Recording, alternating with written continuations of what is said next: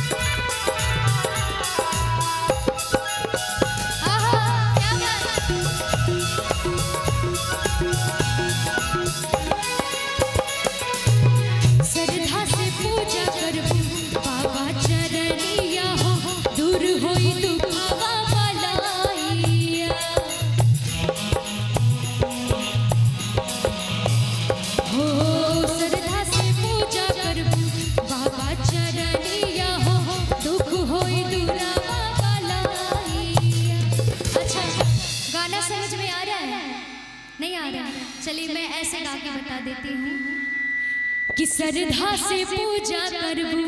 अब समझ में आ रहा है कि बाबा चरनिया हो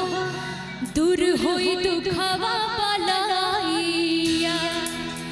कि बात तो से एगो बताई संगे मेला घूमल जाई, हरियर चूड़िया लहठी संगे संग